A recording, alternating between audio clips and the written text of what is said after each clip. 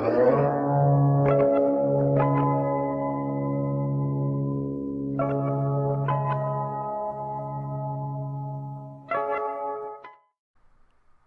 Maggie, this is Rob Lowe calling. My brother Wardlow could not call you again. He was on the plane, and he just wanted to say again thank you for the continued support. He knows without people like you, he wouldn't have been able to beat Powerhouse Hobbs. So he wanted me to call because he knows that I have a rapport with you and Rob, and that he still hopes to be on your show sometime. So it's my pleasure to call you. I wish you guys the best. Have a great weekend. And there you go. Take care. Hey Maggie, this is Roberto Pascal, Pedro's second cousin and his assistant. He just wants to say thank you for being a big fan of his and enjoying The Mandalorian Season 3. He wishes he could give you a call personally, but he's on the set and he wanted me to do it. So again, thank you for the continued support, and that's really all he wanted to say. So thank you. Take care. Have a good weekend. Just people love coexisting with Rob and Maggie. What can you say? Roberto Pascal. Holy hell. Roberto Pascal. Yeah. Okay, this is a new one.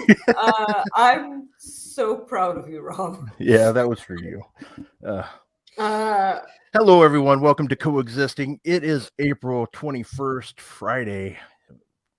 Yeah, we have a lot to talk about. But first off, like every day, or every show, rather, Maggie, how are you? Let me tell you a story, Rob. Okie dokie-o. Yeah, I pinched my nerve in my back yesterday. You have your bucket? Yep, got my bucket of water. Yeah, you have a bucket of water.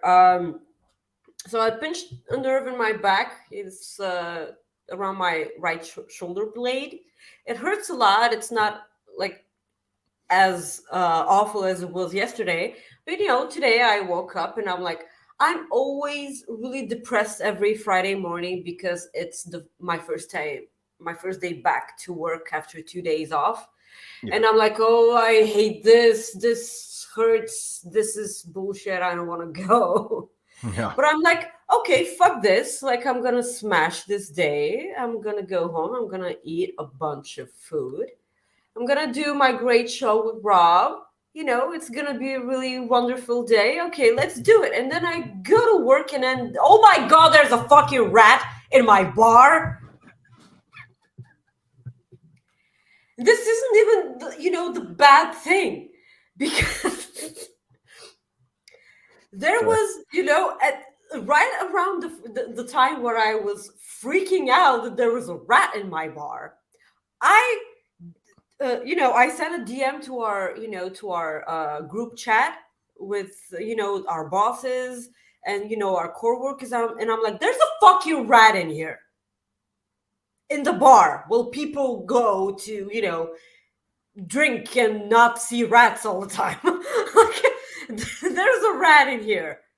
Wow. And everyone was like, you're overreacting. It's just a rat. And I'm like, excuse me? Like, yeah, fuck that. Excuse me? I'm not overreacting. This, you know what health inspection, would say about that? Oh, what do you mean? You're overreacting while there's rats on your head. Like, that's, come on, you're overreacting. Come on, oh my God. Well, and everything was happening whilst one of my worst regular customers was in the bar. He's from Austria and he's a Nazi, by the way.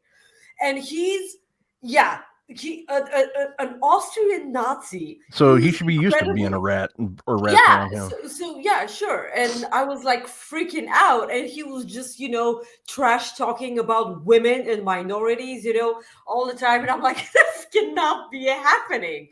What day is this? Fuck that guy. I haven't even watched Ring of Honor yet. You should pee in his beer. Yeah, I would if I could, but please, hi guys. Hello. Thank you for joining us. Please Maggie, like the video, share the video. Let me do my bit. I'm Rob. sorry. I thought you were Like, done. My no, first like the video, share the video. Please send us a super chat on our Humper Chat at humperchats.com. Please send us money because I obviously need therapy. I obviously will have to quit my job because there are rats in there. Jesus. Okay. So, Rob, what do you want to talk about other Man, than that? we got a lot to talk about. So I know. I'm we can sorry first. for taking up 5 minutes of the show. No problem. It's all good. It's fun. We got a super chat from our good friend Ryan Sullivan. He says, "So Maggie is on her own nerves today." I love you, Ryan. I want to hug you. Also, we're not, gonna go into this like in the show because we respect privacy, but we send all our love to Supi, our good friend. We love you, Mark, and Yes. we're sending all our love to you and your buddy. family. Yeah. We know that you will be watching this eventually. So. Yeah. Yep, for sure. Caden says Pedro is hot. That's all. Love y'all. There you go. Now Caden's a face again. Yeah. That's all you had. All right. So let's get Pedro is ready. As you saw maybe in the YouTube thumbnail, TV talks, contract talks. Let's do this. So TV contract stuff, they're coming up 2024 for WWE and even AEW. There's been a lot of talk recently with AEW side because of CM Punk that came out today from the Observer. And then yesterday, a lot of talk came out from WWE side because of a podcast with Sports Illustrated that an author named Jim Miller talked about. He said that Warner Brothers Discovery has interest in WWE TV, so he wouldn't be surprised if they want a slice of that pie, considering what they pay for like NBA coverage and stuff like that. He described it, and while it made sense, I still think there's no way in hell that happens. But from a money standpoint, it makes sense, but I just don't see it happening. How weird would that be if just let's go with the hypothetical here. To have give me a hypothetical. Yeah. To have like Raw, and that's the other thing he said before I move on. He talked about Raw. Warner possibly, he was just giving like hypotheticals what they could do. He talked about it like maybe whoever picks up WWE would want to move Monday Night Raw because we'll move it to a different night because they compete. Monday Night Raw. Yeah, well, they would change the show. And the thing is, they haven't called it Monday Night Raw in forever. They just call it Raw now. But the thing is that's what that's what we know. Like, you go to that. Now, people are like, well, you got Monday. He said that you're competing against Monday Night Football. You're also competing against the NCAA championship for basketball and football every year. And this then there's means nothing to me. Yeah, well, I know that's the thing. That's what my point is. Like, here in the States, that's what he's saying. Like, I get where he's coming from, but I just don't see why TNT would do that. Or Warner Brothers, Warner, not TNT, but Warner Brothers would do that. They would have wrestling on every night that would you'd be basically killing in a way, you'd be killing the product in a way. Because I don't think people are going to want to watch every night. You know what I mean? Like, it just doesn't make sense. I don't want to watch every night. Yeah. I don't either. I don't watch Tuesdays live, and there's many reasons for that. And tonight I haven't decided because I love watching SmackDown like I do. I enjoy SmackDown. Well, I have, and sometimes, like everybody, but tonight I might skip it because I know there's no Rampage, and that way I have something to do tomorrow. But yes, because why there's no Rampage, Rob? Why is there no Rampage? It's either hockey or basketball tonight. No. When's Rampage this week? It's tomorrow night, right? Saturday. Oh, Saturday. I was like, yeah. I was like, huh? I'm sorry. I will never stop saying this. I don't know where it came from. I know it was last week. We were talking about the. Yeah, I know about Rebellion, right? Like, or was it because we were talking about Rebellion? Yeah, we were talking about that, but we were also talking about now I actually don't remember if we were talking about Rebellion or if we were talking about the new TBS show The or new TNT. TBA AEW show Yeah. being on So Saturday. Saturday. Anyways, so the other thing that was talked about yesterday or today now was CM Punk. That Warner Brothers Discovery, according to Pro Wrestling Observer, really wants CM Punk, and they are. Of course they do. Well, yeah, He's it's money. yeah, of course. You'll be So stupid not to. there's a lot of speculation because Warner was paying WWE AEW $500,000 per hour for their product. Basically, that's what they were paying for AEW first run programming rights, rather. So if you multiply that basically 52 times a year, because it's $500,000 per hour, so that's $1 million per show. That would be $52 million. And basically, that's Tony Khan saying, okay, so I have to get CM Punk back because they're going to give us $52 million. Now,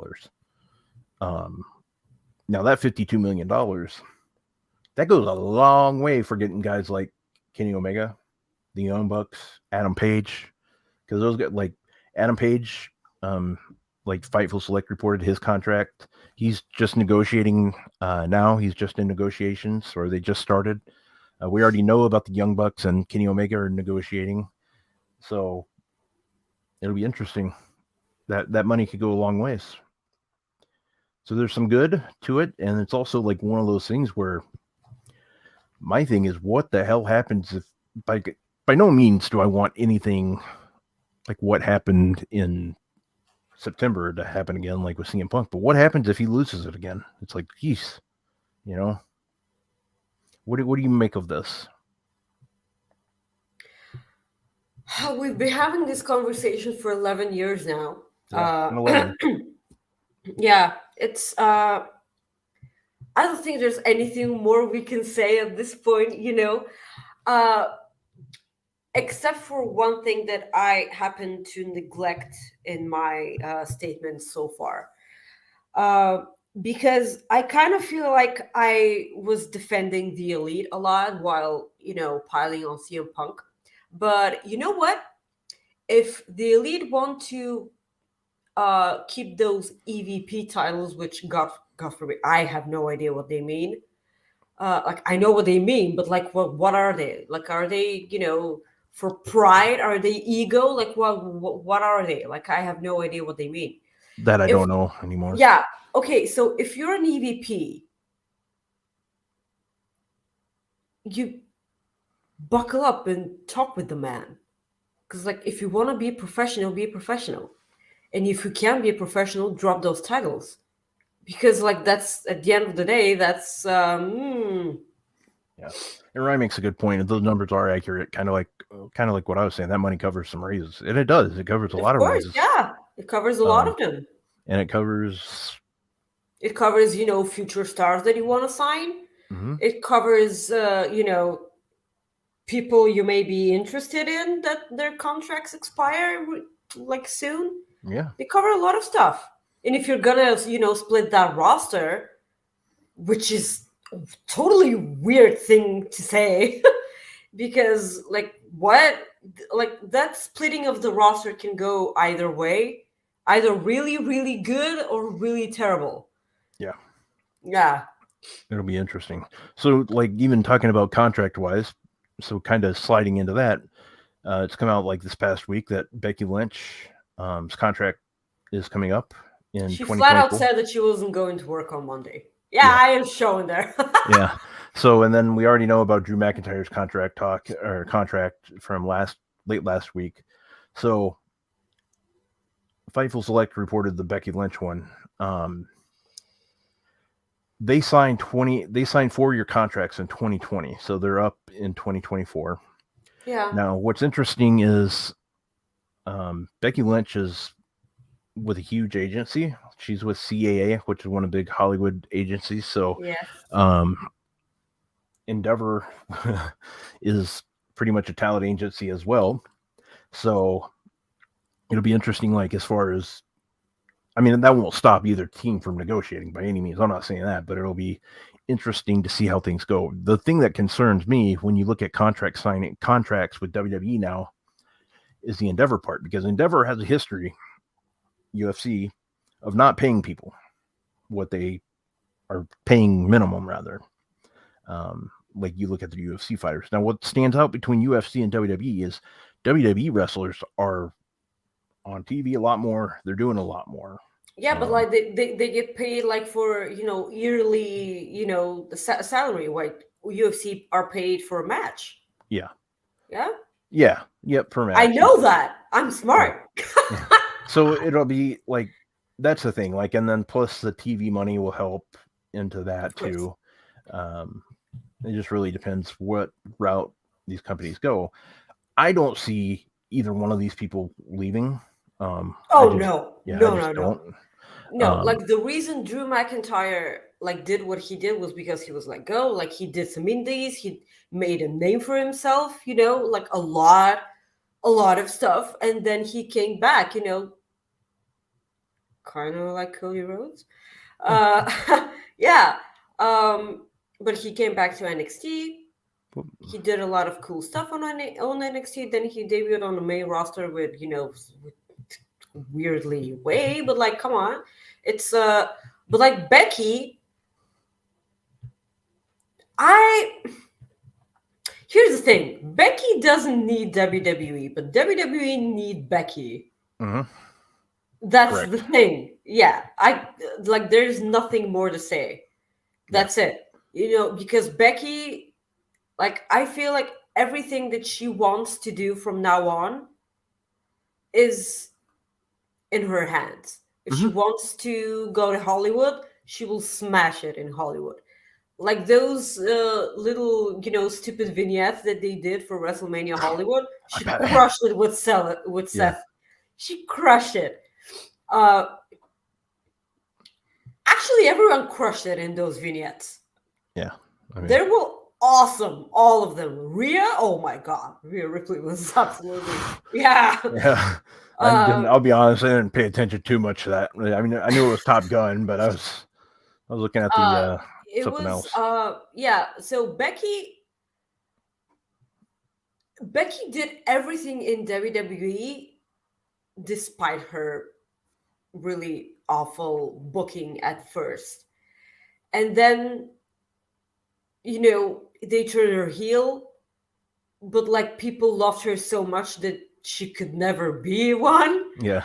Yeah. Then she made, big time Bex, and she was a heel, but everyone continued to love her. She's at that point in her career that she's like so magnificently cool that there's nothing you can do. Okay. Yep. Like she has a big time bus so she can have her child with her on the road. Mm-hmm. Like she's that dedicated to her job, to her family, to her husband, like everything. Yeah. Yeah, exactly. Everything that she wants to do from now on is hers to take. Yes. She doesn't need wrestling. She can do whatever. Yeah. Like she can be, how do you call it? She could be the female version of Jason Statham. Interesting. I didn't think of that way. Action movies, like you go, girl, we punch you in the face. Yeah. Let me breastfeed for a quick one. Okay. Yeah. No, I mean I don't care. But like her attitude, like her charisma. Yeah. Like everything that like she doesn't need wrestling. She can easily go to Hollywood. She can do whatever. Yeah. Jesus. And Corey says it right. She was like really good as Cyndi Lauper on the Young Rock show. Exactly. So. She kicked the door for Hollywood. Like she's basically there. If she wants to, like fucking Wonder Woman, okay? There you go. Jesus. Wonder Woman. So moving on from WWE, I kind of touched on it just a few minutes ago, Hangman Page, he's working on a contract extension. They just started talks from what Fightful Select reported. Negotiations just started recently. Hangman does have the same agent or representative that the Omega and the Young Bucks use. So I'm willing to bet they're all negotiating right now because I mean, it'll be interesting to see what Hangman was on BT. Come on, they're not showing Hangman on BT if he's not, Yeah. And like the way they showed him on BT, if there's anything happening on Dynamite concerning the Elite, you're gonna need to watch Being the Elite in order for everything to make sense even more. I'm not saying that they're not portraying this as good as they should be on Dynamite, and you'll need an explanation on a podcast. Oh no, it's not a podcast. It's a vlog. I'm not saying that, but like they it's the Elite's way. They do this. Like they've been doing this since day one. Yeah. So you really need to watch Being the Elite. Yeah. For sure. And I like it. I'm a big fan of the show. So moving on, Mercedes Monet talked to Sports Illustrated. Justin Barrasso of Sports Illustrated. She recently announced on Instagram that she is moving to Japan full time. Is she though? Well, what? Yeah, I mean, is she? That's the thing. She says the rumors of her contract ending are far from the truth. Well, okay. And that's okay. That's great. I mean, that might be true now, or it might have been true the whole time. Who knows? We don't know. She does really good at keeping her business to herself, like really good. And by all means, that's her absolute right. I mean, I'm not saying I'm not talking negative about that. I'm just saying she does a really good job at doing that. Mercedes, she did say in the interview, she says that if it's not coming from her, then how does anyone know it's her? Then how does anybody know? Which I'm kind of like, well, okay, I understand where she's coming from, but of course, yeah. But other people talk. That's the problem. And the thing that I like the most is she says she's wants to stay there and she's committed to making history. So that's, I assume what she's talking about, just not money wise. I'm talking about just different titles and have different WWE title, compared to she's had WWE titles. She wants to have multiple New Japan or Stardom titles, stuff like that, New Japan. So, and that's what she wants to do. She absolutely loves the business, more than she does. She likes acting, she says. So. Absolutely. The thing with Mercedes is, I think she has the financial stability to own 2 homes. Yeah, true. Actually, second of all, she knows what she's doing. Oh, absolutely. Everything, there's everything you cannot take everything that she says whenever it's in interviews on Twitter, etc. You cannot take it as it is, as it sounds. If it's, I can't say it more clearly. She knows what she's doing. She says, "Oh yeah, I'm definitely." It couldn't be far from the truth. "Oh yeah, I'm definitely moving to Japan." Hey, so a day after they announced Wembley, hey, so who are the best British wrestlers? She knows what she's doing. She's doing everything she can to keep herself relevant. Yep. She's into business for herself. I cannot tell you how proud I am of her. Before Becky, I'm so proud to be a woman. So ridiculously proud. And she brought so much eyes on Wrestle Kingdom. Many eyes? Much eyes? Eyeballs if it's WWE. Sorry, too soon. But yeah, she brought eyes, in some occasions eye, because some people only have one eye. Okay, so some people all right. So Maggie, this is where the part that this is your NXT segment. Are you ready? I don't know. Are you ready? Did I'm you ready. watch NXT? I did, so I'm ready for you to go nuts. Okay, so guys in the chat, if you if you linear eyeball. Sorry, that was it. Yeah, thank you, Corey. Jesus. Guys in the chat, yeah, we all have variety here. Come on. It's the spectacle show. We were actually considering calling the show the spectacle show. Yeah, we did, weren't we? I forgot about that. Jesus, that would have been so bad. So, guys in the chat who are watching live, please share us your thoughts about NXT this week, because I say each and every week that NXT is becoming more and more of a struggle for me. And this makes me incredibly sad because NXT was my favorite wrestling show ever. Like, I did not like AEW in the beginning. It was weird for me. It was because it was new, okay? Like, I have trouble with accepting new things. But, like, and I was rooting for NXT. I was like, no, fuck, no. Like, NXT is so much better. And then, all of a sudden, things start happening. We start talking on this show, Rob, you and I, talked about, potentially a soap opera, story being actually interesting. And this is a story that includes double vest in the beach, and horse lawyer and porn accountant. Yeah, this is gonna sound weird if you guys don't watch the NXT post show with Alex Palowski and Kate, which you really should. If you don't watch NXT, just watch the show because it's immensely entertaining. Yeah, so they had a real angle between each other.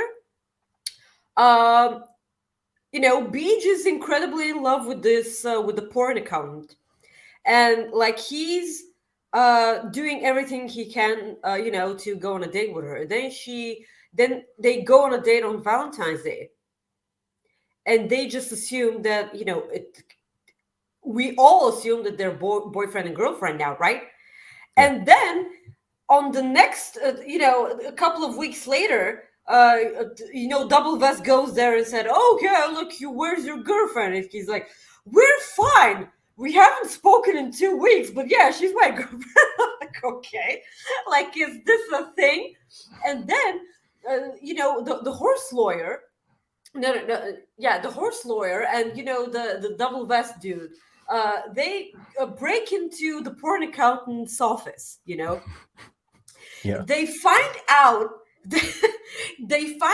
that she's cheating on him, and they want to go and tell the guy, but like she was, no, it must come from me. Come on, like whilst they're actually women's tag team champions, by the way. And she was like, it has to come from me. By the way, let's go and defend our titles. Yeah.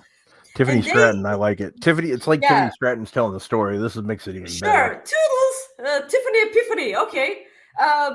My Tiffany Epiphany is that this show actually starts to suck at this point. So, Beach comes out and hands the horse lawyer a big ass handbag, and he's like, "Use the bag." Right in front of the referee. Right? Yes. In front of the referee. And she, with everything that she has in her body, "What are you doing?" This was the worst acting. "What are you doing?" And this "what are you doing" was 5 minutes long. "What are you doing?" In front of the referee. And then when they lost the fucking match, they left because they were so, this is so beneath me. And now what we have on this week's episode they go, the horse lawyer and the double vest go into the porn office's, office. And they were like, we want to talk with Beach. And she was like, if you want to talk to him, maybe you should just call him. But he hasn't been answering the phone. And now, all of a sudden, someone opens the other door to the office.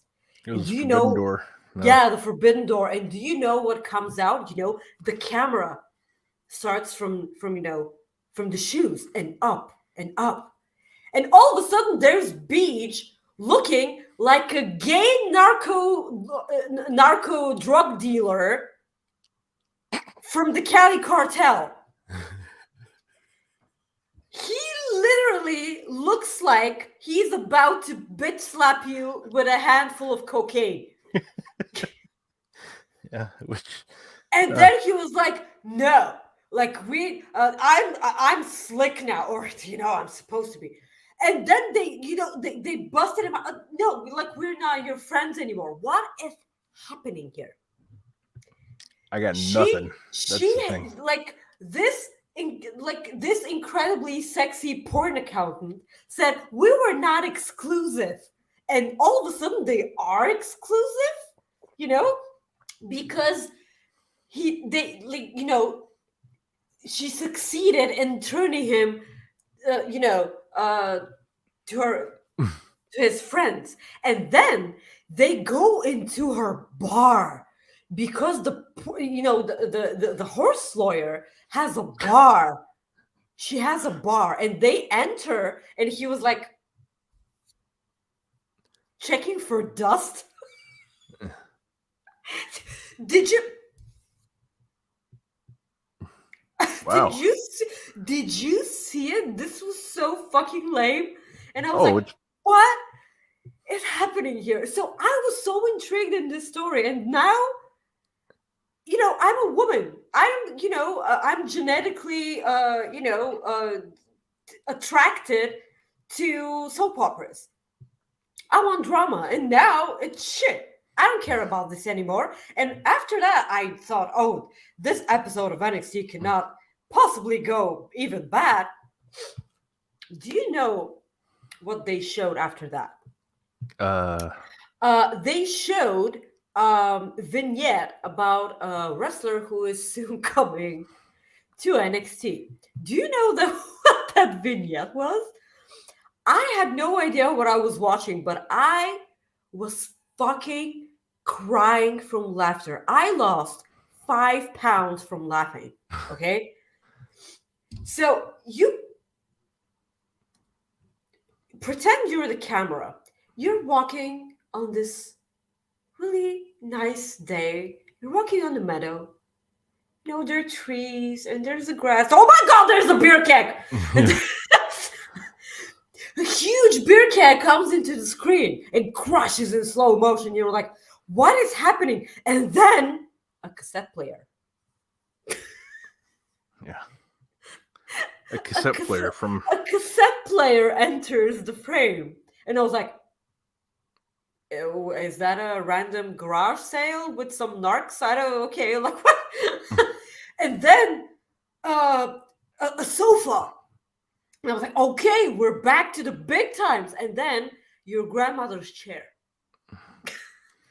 It would have been funny if he was throwing his grandma, though. What? Yeah, like at least make it funny, like make sense funny. And I'm like, what is happening? And then they showed a wrestler, and he was like, yeah, I'm coming to NXT, soon. And I'm like, why did you throw all these stuff? And where did you get that stuff from? Because there is no stuff around you. Yeah. Like you showed up to this meadow with a car full of random stuff that you bought off a garage sale, and then you randomly threw it around the meadow. What? Did you watch this? Yeah, I did after you told me about it when we were talking to Phil. Was this? What the hell was that? Like I went back and watched it 3 more times because it was so goddamn funny. I cannot tell you what is happening here. If I see this one more time, I'm gonna need some context to this. I really couldn't tell you. It was that bad. I know. Man, it's Jesus. but yeah, it wasn't good. I mean, the only thing I like watching for the most part are the people. Thank God for the women's matches, by the way, on this show, because Zoe Stark and and Roxanne Perez, they fucking killed it. He says TL says it's his gimmick is that he works at a garage sale. Yeah. I would not watch the show anymore if that was the case. Jesus. Yeah. So man, it's just bad. And that's why, like I told you, I rarely watch the show live anymore because it's like, well, that's a night away from like wrestling since I got Monday, Wednesdays, Thursdays, and Fridays. Every night. Yeah. I'm like, there's wrestling every night, and some nights more than one. Yeah. So it's a way to get it's a way to get away, I guess. But moving on, something positive for WWE wrestlers. Fightful Select reported that WWE and Twitch reached an agreement that will allow wrestlers back on Twitch with almost no restrictions. Sean reported that the revenue will be a 3-way split, which talent will get the majority of the revenue. Yes, they're getting 50-50. Like, because Twitch is getting 50% of your the money that you're making, and you get the 50%. But WWE will get a cut from Twitch's side, not from the wrestler side. Correct. Which is so great. Yes.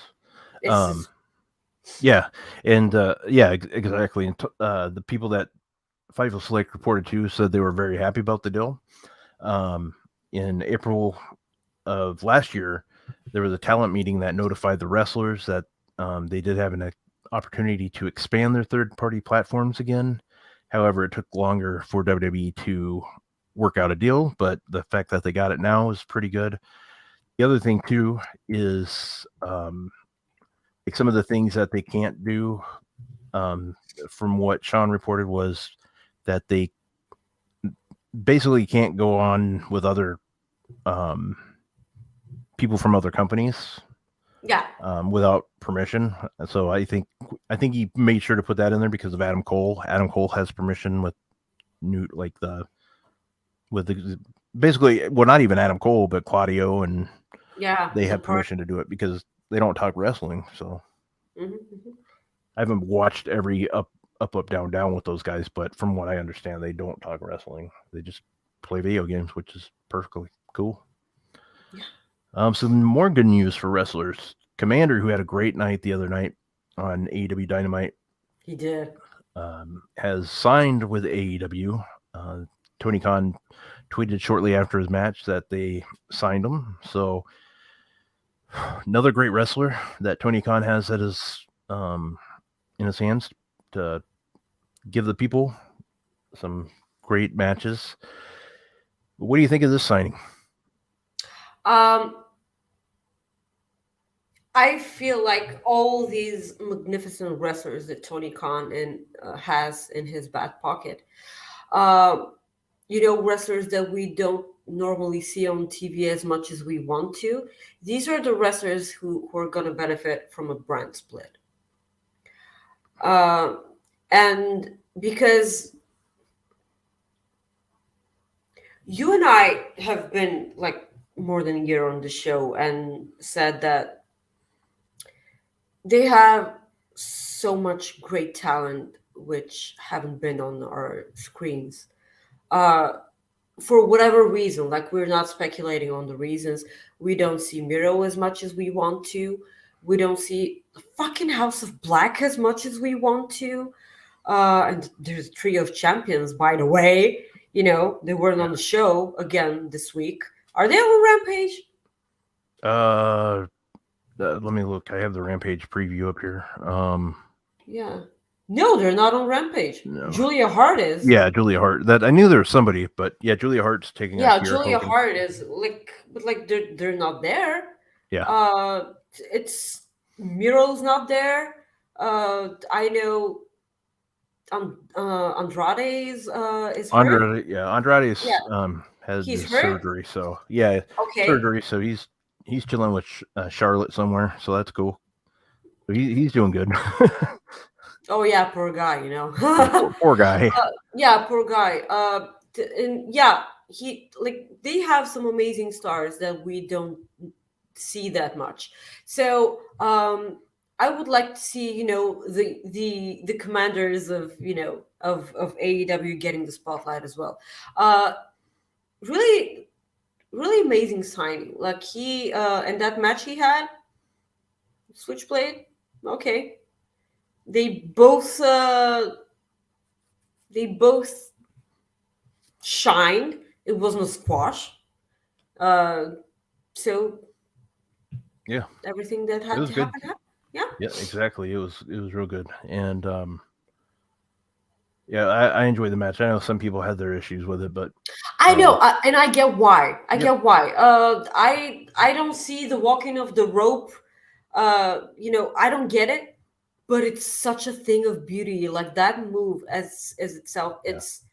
Oh, it's great. Like I mean, from it's a thing of beauty. That's it. I don't care. I have a hard effing time just walking on the ground now.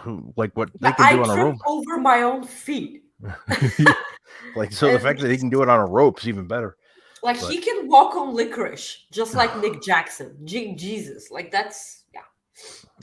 So, but yeah, I think it's a great signing for AEW. He's going to be somebody that is going to get a lot of airtime for sure.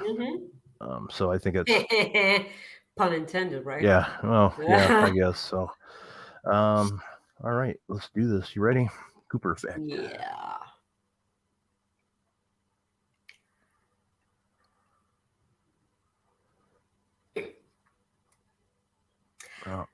Go ahead. Do you have the photos ready? Yep. Yeah, I'm pulling them up. So, guys, we're just gonna show you a bunch of photos. The story here is that a baby owl fell out of its nest, and then he decided to get help from the nearby community college. So they got help, and then they took the owl and.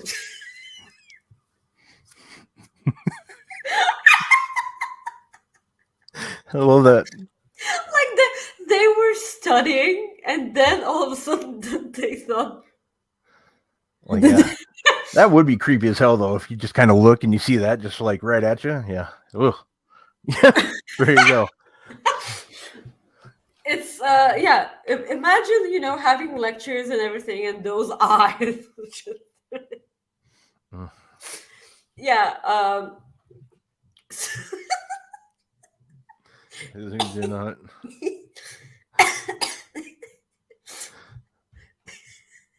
That broke Maggie there. That's great.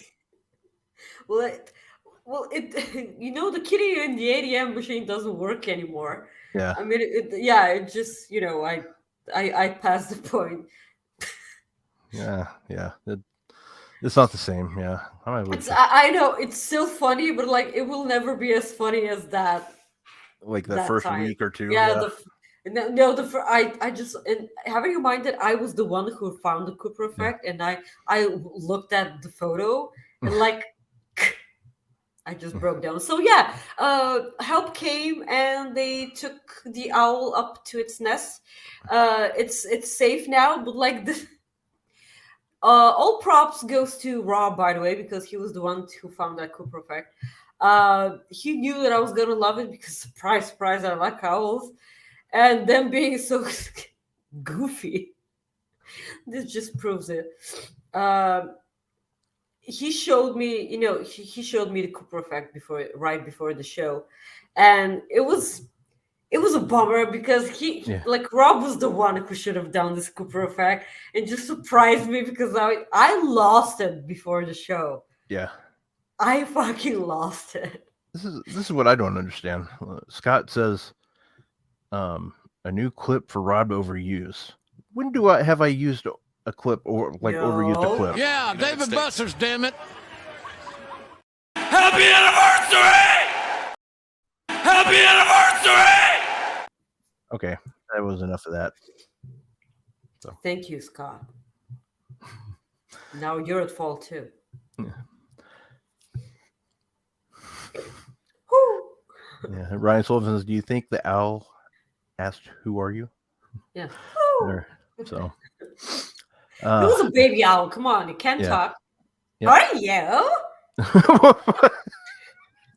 This is a wah. Okay. So moving on, we'll talk about Raw this past week. It wasn't actually a bad Raw.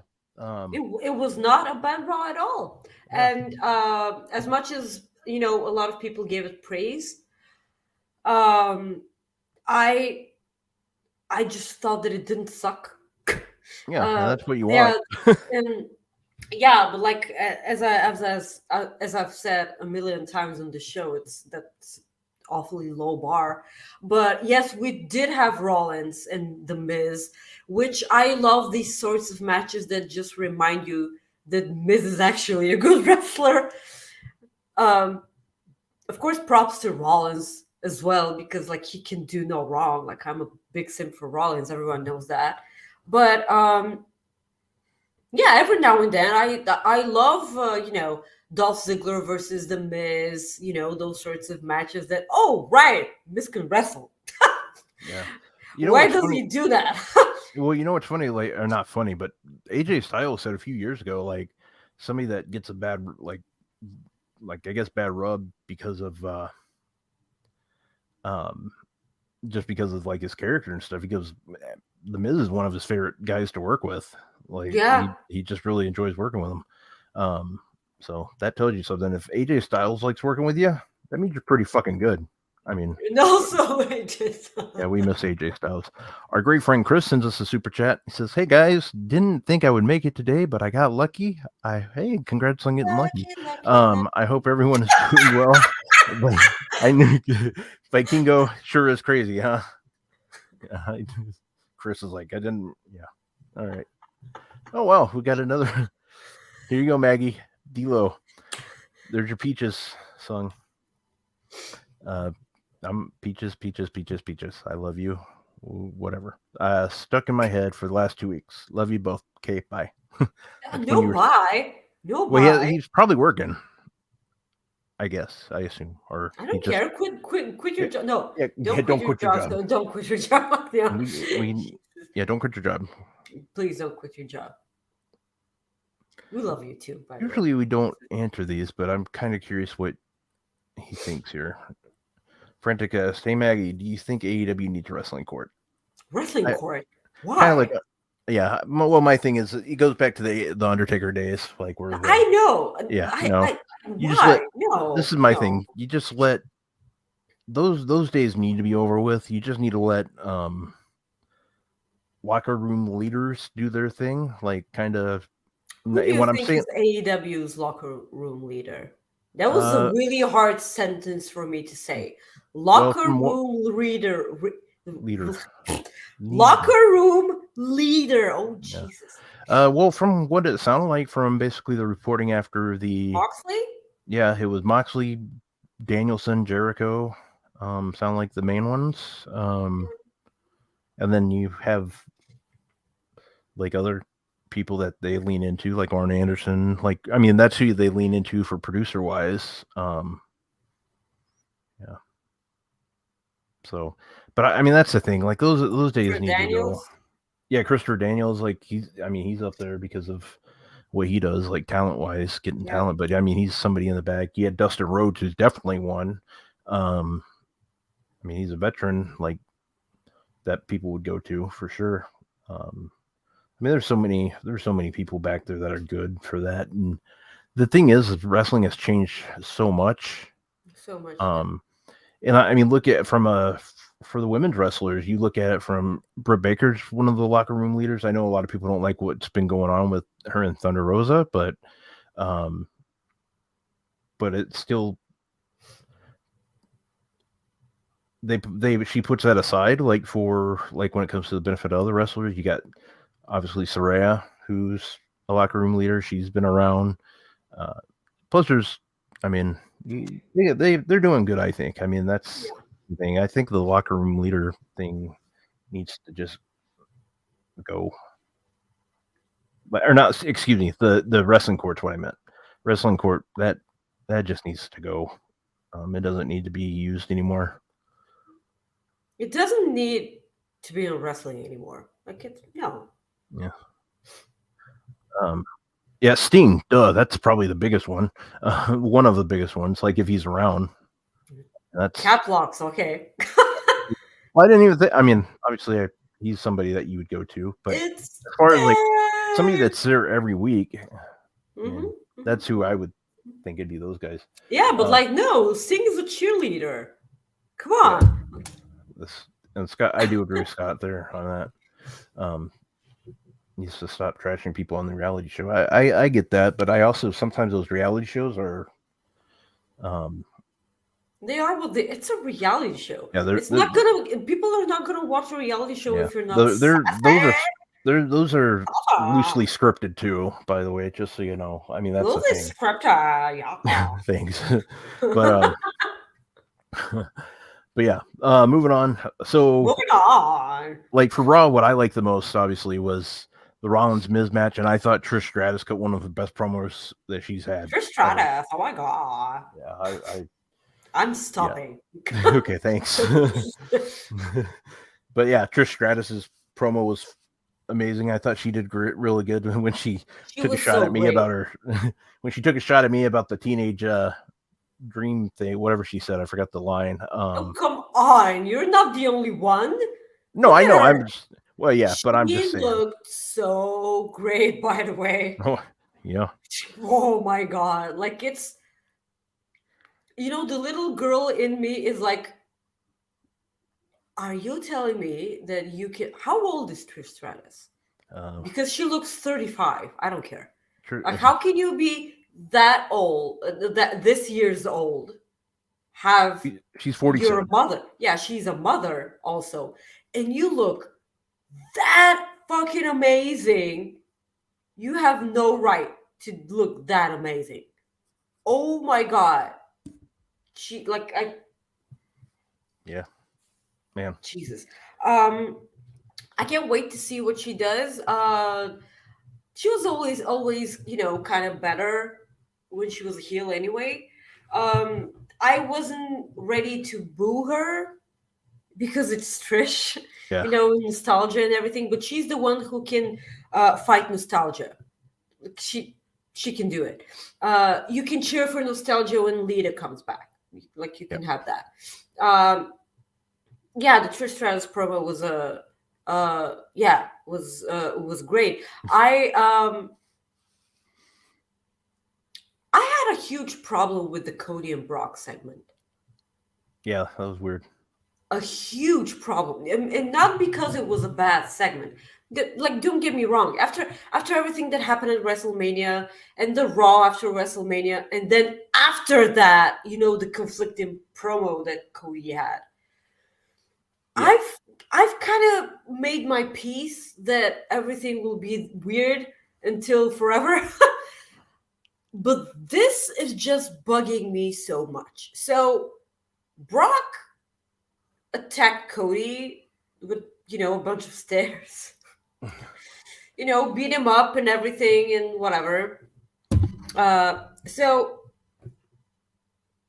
Cody was super pissed off at that, right? Yeah. As he should. Like, hey, Adam Pearce, I want, Brock at WrestleMania Backlash. Which, by the way, did you know that Bad Bunny's going to be there? Jesus. Oh, I did find out about that. Yeah. And I just like has learned. Yes. I had a huge problem with that because, hi, Cody, why aren't you this passionate about losing at WrestleMania? Like, why aren't you as passionate about getting ripped off? Roman Reigns cheating once again to keep the title. All the shenanigans, Bloodline getting away once again. He's gonna break records. 1,000 days. Think of the merchandise, Rob. Yeah. Why isn't Cody pissed off at that? Why is he so passionate about Brock? And this story would have been so much better if the title was involved. Because Brock would have had a reason, actually a reason, to fight Cody. Well, because that's the thing now, too. Now he can challenge for the championship. Because he couldn't back then when Roman was champion, because he lost the last match and he lost the opportunity to ever challenge Roman for the championship. Yep. Well, the and one now thing too. There's a reason. Sorry, I'm not finished. I know, but the one thing I want to say before I forget, sorry, real quick, I just want to say that the one thing too, what you make a great point about is, Brock Lesnar. In this part, Brock Lesnar, he'll fight anybody. That's the thing. Like that's what I just like. Why would he not want to wait for the? Why would he just try to figure out to? Story-wise, why would they not have him try to piss off Roman, where Roman like says, "Okay, you know what? I'm tired of this. Here, you get another title shot." I mean, that's a little far out there, because what the hell does Roman have to lose? You know what I mean? But I just don't get it. I don't understand it. But go ahead. Sorry, I didn't mean to. It's like the brawl was fine. It was fine.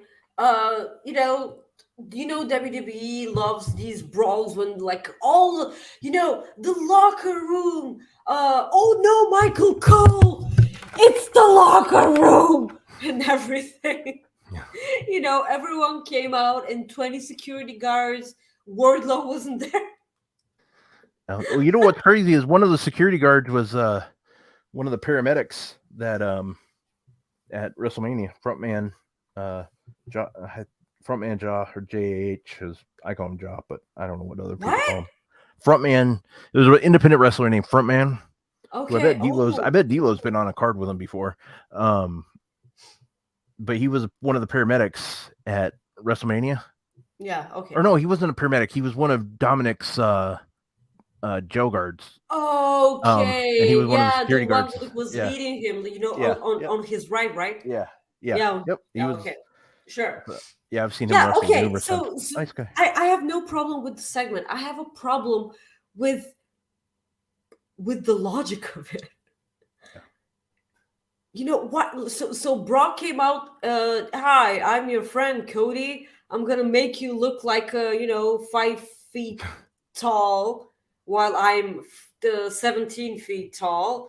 I'm not gonna give you a noogie, but I will look as if I am. And then I'm going to pretend to tag with you, but I am going to F5 you as you are under your spotlight. It's weird, even for Brock.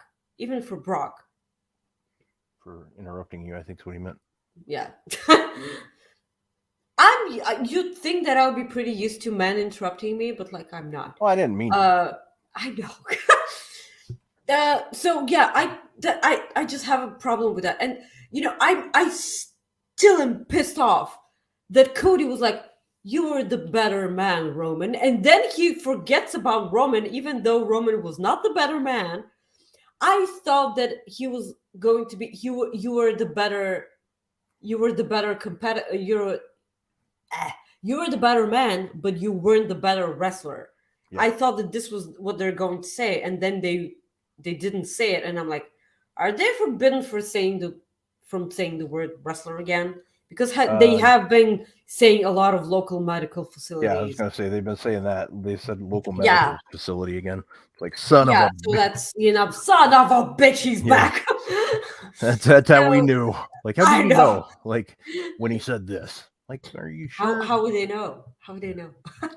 So yeah, like this is my this is the huge problem that I have in this storyline. It really doesn't make any sense. This is proof that this story was written with Cody winning the belt. You cannot tell me that throughout this entire storyline, all this time Cody was supposed to lose. No one, nada. I agree. It's very important for you to realize that Cody is looking really dumb right now. It's really, really important. It's muy importante. Oh, well. Nice. Very.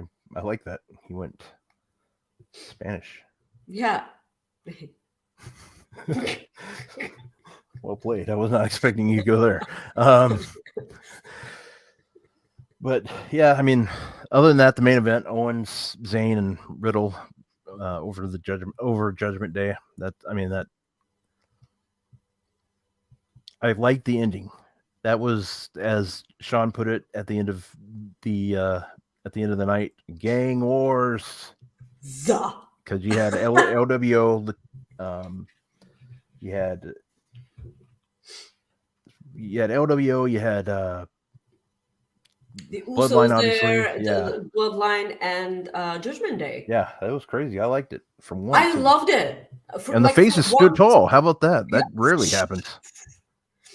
Local medical facilities and the baby faces staying tall. What is happening? Yeah. It's like Ghostbusters. I know it's weird. I love seeing, the Bloodline. Oh no, not the Judgment Day actually being portrayed as legitimate, threats. Even though, do you happen to catch the fact that there was I DM'd you something, on the SmackDown after WrestleMania. Mm-hmm.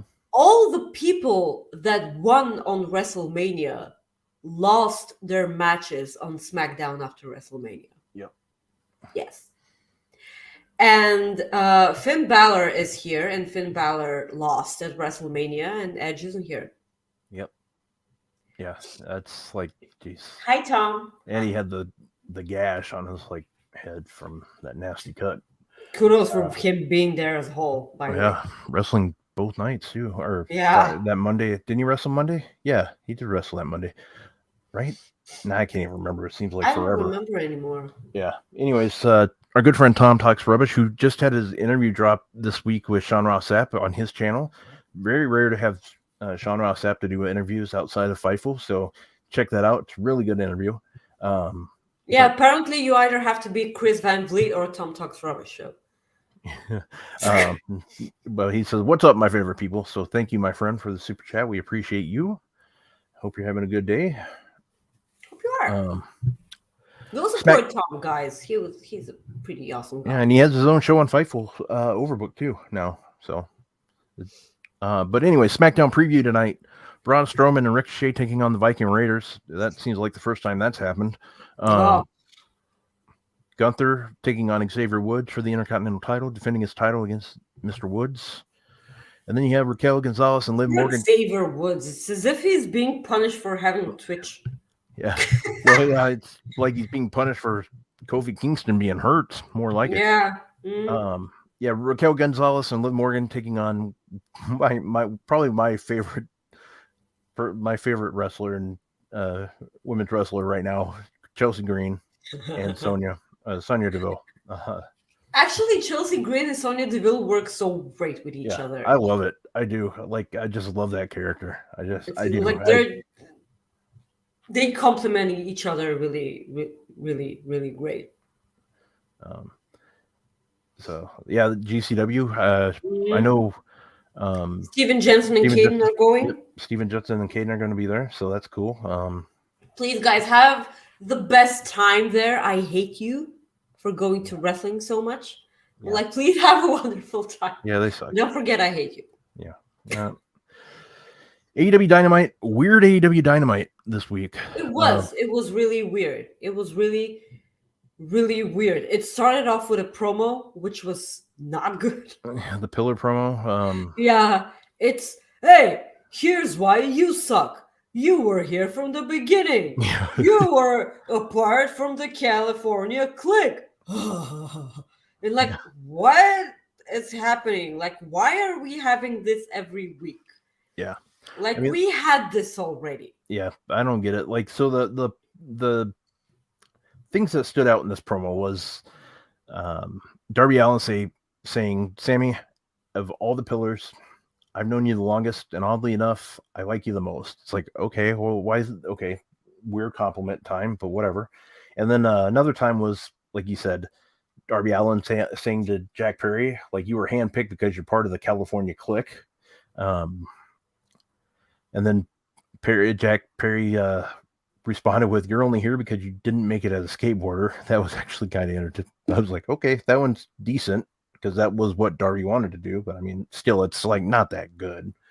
And then It's Guevara. like they're proving that they're children. They're children. Yeah, I think that's what they're trying to do, so they can make MJF still look better. I mean, they don't need to do that. MJF's gonna just outdo him on the mic anyway. They're just proving like all of them will never compare to where MJF is right now.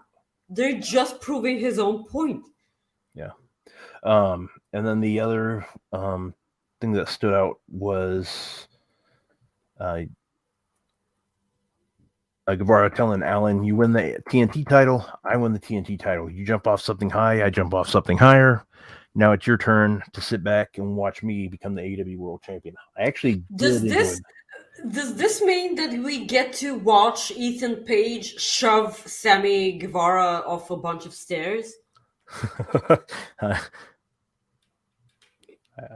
I mean, if we're comparing the two, might well. Next week on Dynamite. Yeah. And then the only thing like MJF said really that just stood out, and it wasn't really anything, is he's a good thing I don't care what you think, given you think Britt Baker's talented. That was like when he was talking to the crowd. That was to get the crowd fired up because they were asleep at that point. Thank God for the women's match after that, because it had Dr. Britt Baker, DMD, local, at Pittsburgh, Britsburg. I always shed a bunch of tears every time that women are so over that the crowd lose their minds. Every time. That hot tag with Britt was amazing. The match was decent. I loved it. But at this point, we just watched the match. Why would we want another one? Between, And the only reason why this was the opening match of the show was because it featured Britt Baker later on the show. And I hated it. Yeah, we'll talk about that here shortly. It. Yeah. So we had the Elite BCC promo. I like this. I did. I mean, it made... They did the normal TV trope where the guys are all watching the screen, and just like they're coming behind because you can hear the crowd. Well, that's because you can hear the crowd, and no one does this. Jesus, why are you stupid baby faces? The crowd are going insane, and you're like, ah. So that pretty much TL just went right into what my question was going to be. So I think we got our blood and guts match lined up. What do you think? Yeah, sure. Okay, from who? BCC. The Elite and BCC? Okay. Yeah. So. Because I thought that he was talking about the women's match. Well, I think the women's... Because I want this to get over with, be over with, because they do the exact same thing each and every week, and nothing is different. Was that Taco? No. Oh, okay. I thought I heard something barking. No. Okay. No barking. No. Okay, maybe it's me. There's zero progression in the women's blood and guts or whatever. If it ends up that we were never supposed to get a women's blood and gut match, it's gonna be hella weird. So the Elite and BCC. Don Callis comes out with a chair, and he's like, nah, bye. And he comes back with Takeshita.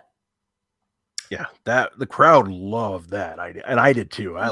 Okay, so there are a lot of ways which we can go here. Takeshita didn't touch Bryan Danielson at all. Takeshita was the one to come to Bryan Danielson's aid with MJF. That's true.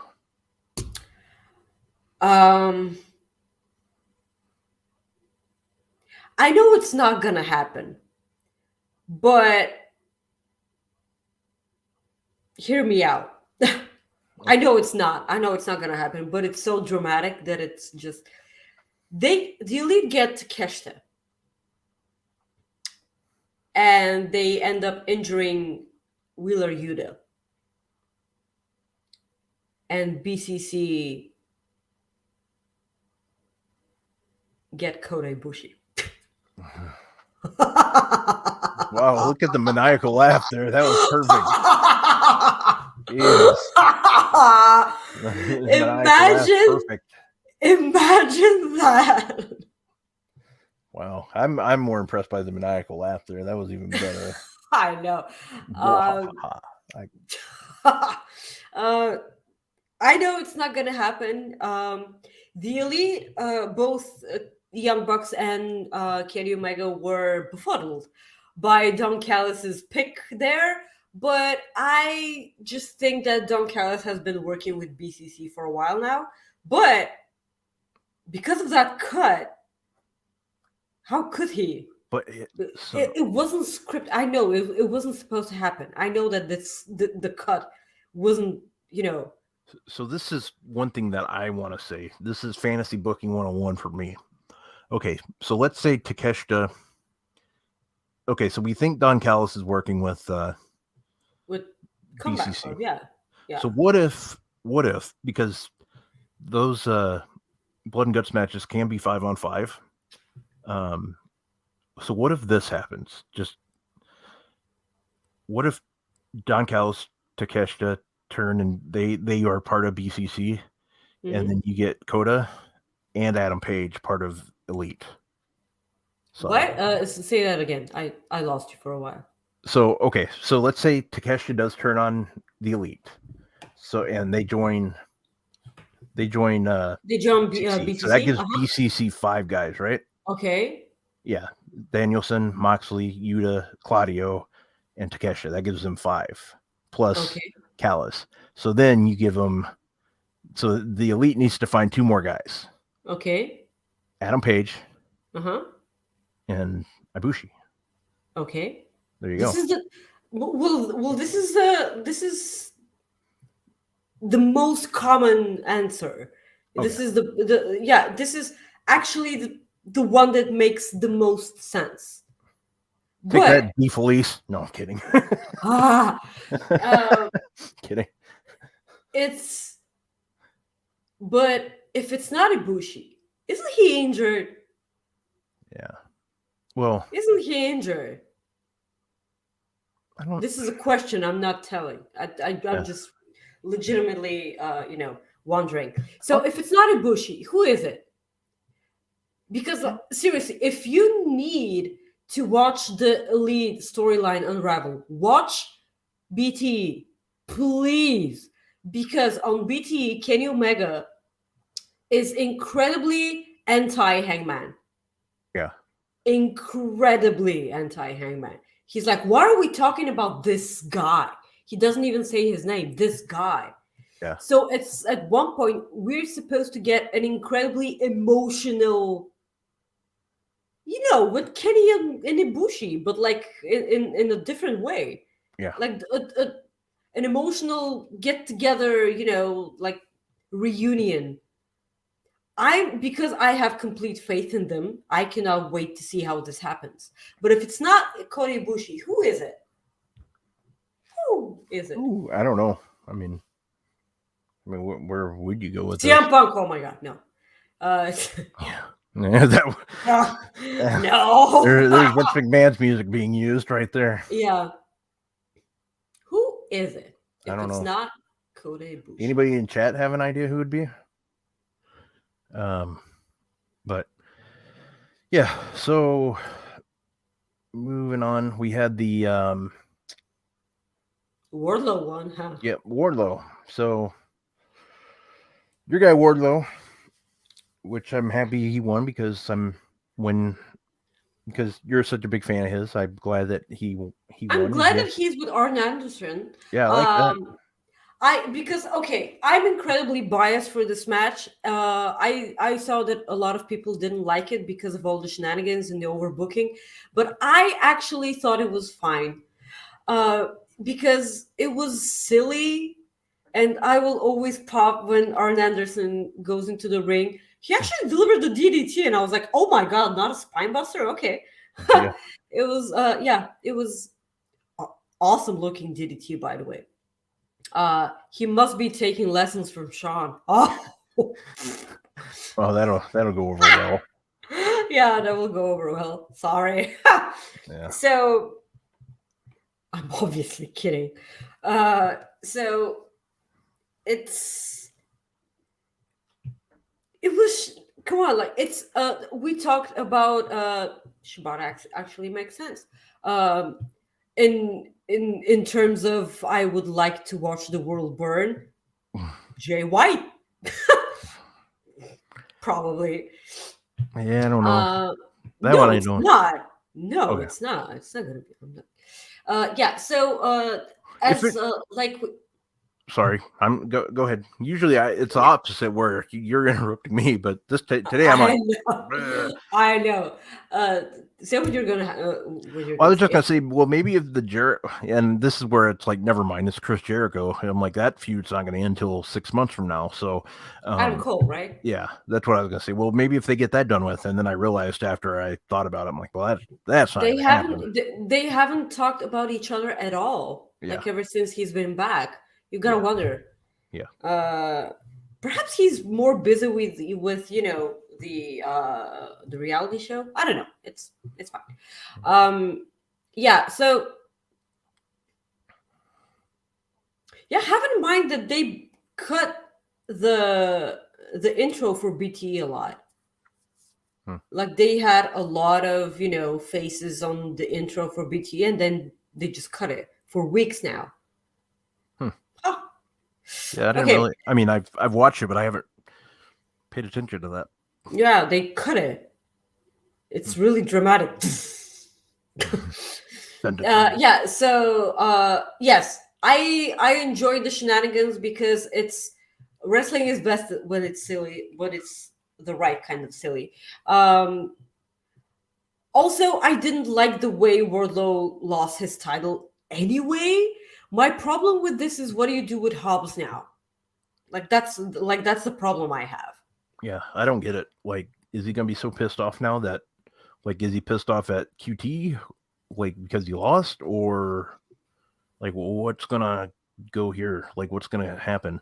I mean, the one thing I would say maybe you should do is maybe turn him face. Let him help. Like, this is, I think, would be like huge for him.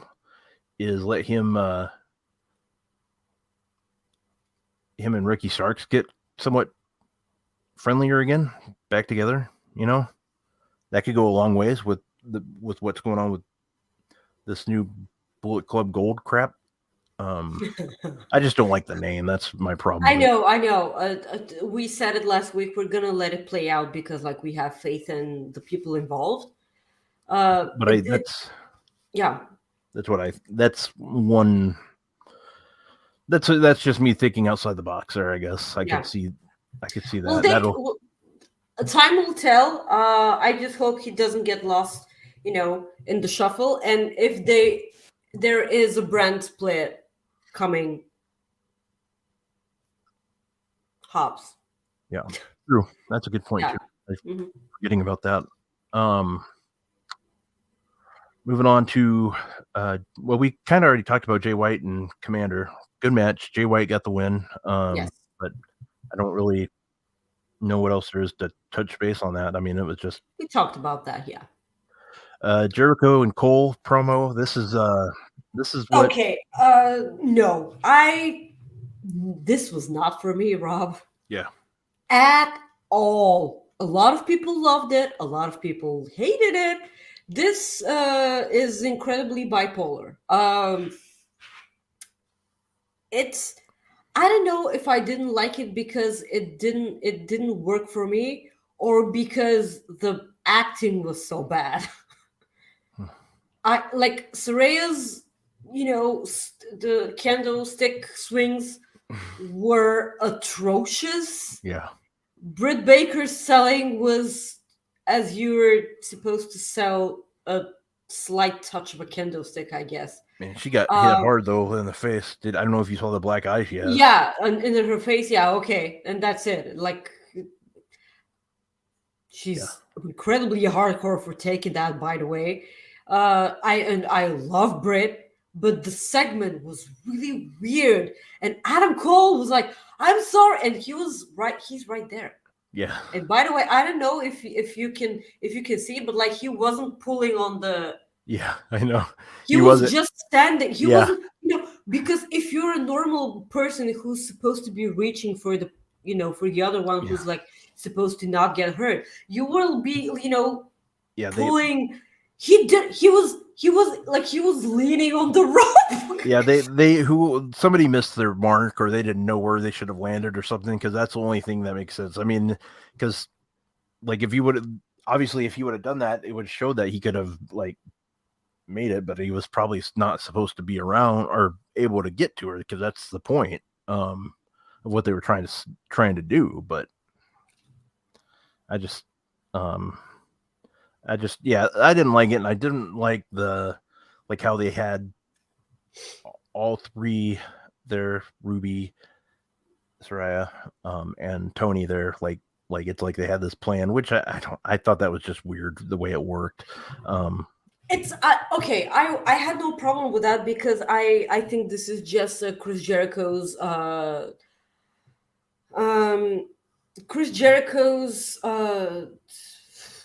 veteran thinking, and then that's it. Ryan, tell me what he did like wrong. Like what?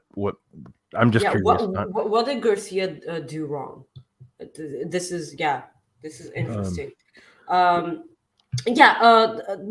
segment was just awkward for me. Yeah. And then I understand because like I started, searching Twitter for people defending the segment and saying why they loved it, and I was like, okay, I'm fine with that. But it just wasn't for me. This was no, oh God, please, like no. And this was just meant to get immense heat from the crowd because it's Brit. Yeah. And okay, he says he cuffed his wrist and roped together so no one side to wrist. What? No one side to wrist, one side to I think I get it. Okay. He was supposed to cuff the rope with the wrist, so gotcha. Okay. I think that this was what he was supposed to do, as opposed to, because Adam could have walked around the ring with that. Okay, that makes sense. Yeah, at least that's why I suppose. Okay, that makes sense. Thank you. Yeah.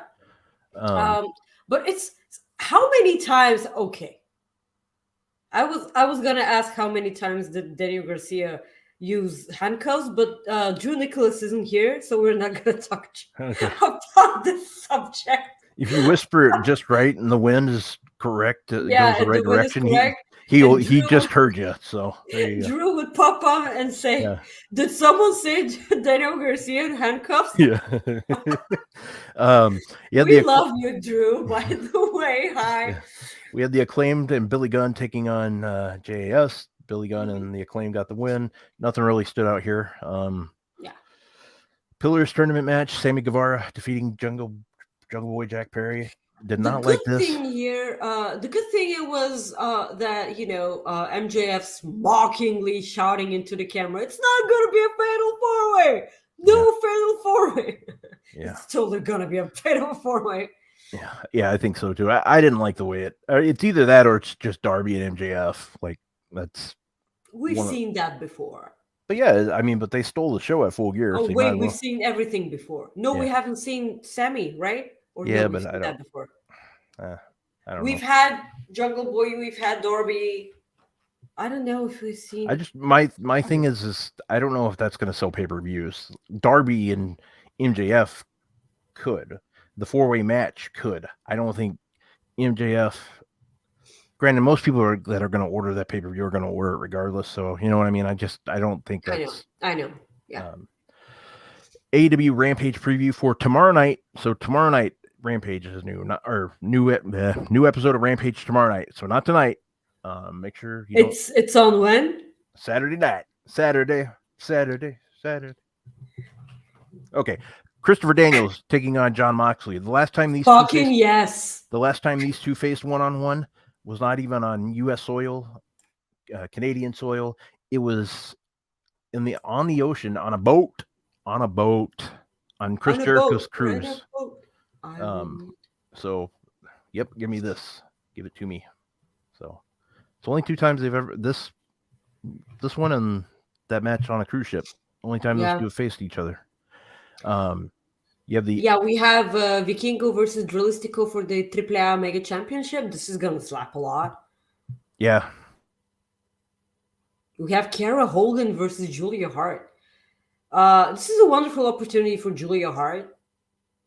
She has been really, really she's been on Dark and Elevation, right? I suppose because I no longer watch these shows. I cannot keep up, seriously. But I've missed Kiera Hogan. I miss her in Impact. I just like seeing her on my TV because she's a wonderful wrestler. Yeah. We also have Jeff Jarrett, Jay Lethal, and FTR versus the Varsity Athletes and Slim J. This is weird. Mark Briscoe on a pole match, I suppose. Yeah. So this is just odd. I mean, there's really nothing else to say other than this is just odd. So I know this is weird. And my dog is now barking. So there you. Yeah, I summoned it. All right.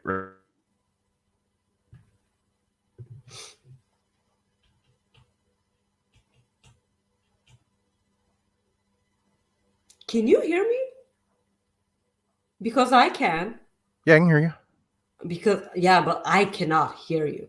I can hear you now. But I couldn't before that. Guys, the second Cooper Effect is about Phil from Grapsody. We had a wonderful chat with Phil. Not yesterday. So I don't care. We had a really lovely chat with Phil. I was a bit nervous because, I talked to Sean, to Rob before that. Phil is one of the guys in our field, which in my eyes are immensely cool. So I get nervous around him, and Phil turned out to be a wonderfully laid back guy, and we just loved him. Like, we had such a wonderful time. So please subscribe to Fightful Select. Yes. And watch our chat and listen to our chat with Phil. We talked about Grapsody, we talked about Lucha Report, and the wrestling atmospheres at live events, how he recognized me on the photo from Dynamite. He was a great guest. I enjoyed talking to him. We talked a lot of different things, how he got started in wrestling media, how he just everything. It was a good talk. He was a good guy, very soft spoken too. One of our very, very soft spoken guests. So it was very, very fun. Very good guy. Got to learn about him, which I really enjoyed. Chris sent us a super chat that says Phil is great. Bleacher Report is lucky to have him. You guys are, man. You are. You're lucky you get to call him a colleague just like we do too. So show Ryan's comment above his. Paywall Phil, or no, sorry, Maggie gets the same way around me. Yeah, that happens. It happens to the best of us. All right.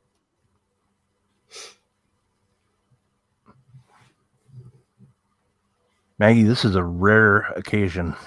We actually have a photo dad joke. Are you ready? Really? No.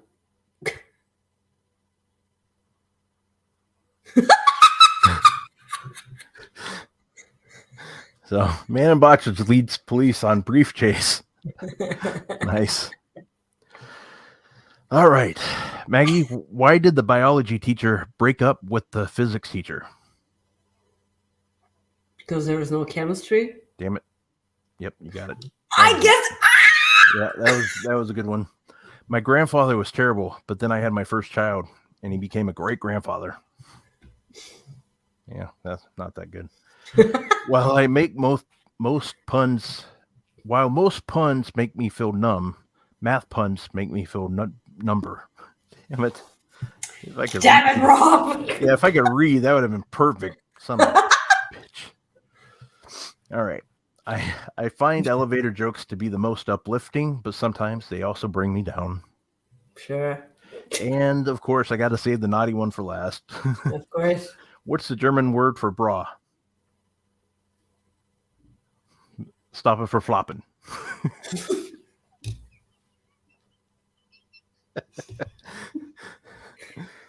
It's not, by the way. I know. But, just so you know. Yeah, I figure that. Maggie, play your shit.